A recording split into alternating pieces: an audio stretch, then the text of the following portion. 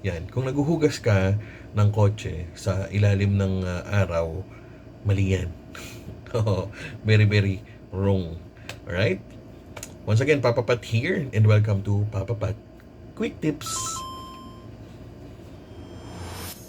Alam mo ba kung bakit may water spot ang kotse mo?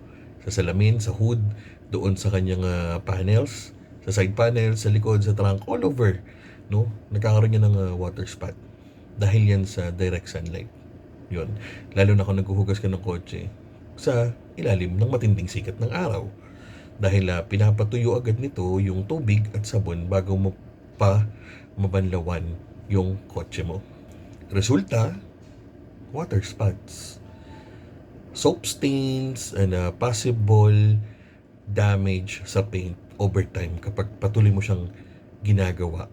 No? Kung thrice a week ka nagka-car wash sa bahay or sa DIYs, tapos unshaded pa, may sikat ng matinding araw, yan, normally magkakaroon talaga siya ng water spot. And all throughout, na paulit-ulit siya nangyayari, mas magiging heavy ito, parang magiging light, medium, and then heavy. Pero syempre, yan, wag mag-alala kasi meron naman tayong diyang solusyon. Alright? So, ganito ang tamang gawin. Magugas ka ng kotse early morning.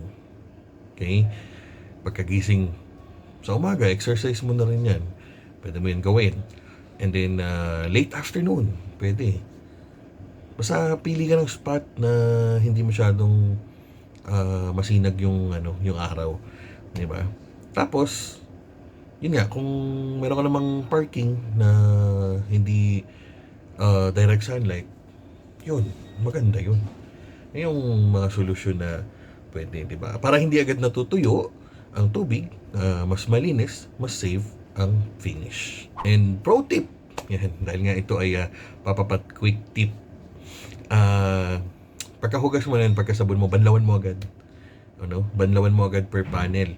Huwag mong hayaang matuyo sa surface. Yung sabon at saka yung tubig, wag tamad. Punasan gamit na microfiber towel, katulad ng sinabi ko nung aking first, yan, tip number 1, 'di ba? Microfiber towel na angkop sa pangangailangan mo sa sasakyan, yun yung gamitin mo. 'Di ba? Para maganda yung pagkatuyo niya, tuyong-tuyo talaga yung panel. So hindi ka magkakaroon ng water spots, hindi ka na magkakaroon ng tinatawag na soap spot. Kasi eventually from time to time at pag humaba pa yung panahon na naging vision mo na yan, mahirap na siyang tanggalin. So I'm gonna advise you na ipabuff kung talagang sobrang malala na. And syempre, yung tamang shampoo, kailangan malaman mo yan. Yung tamang way kung paano mo lilinisan yung mga panels, di ba? Or is it circular motion, wipe in, wipe out, or left and right, or 60 by 60 panel, And for that, yan, sa next video ko na yun ituturo sa inyo. So, that's it for my good tips number 2. Okay? Avoid direct sun when washing your cars.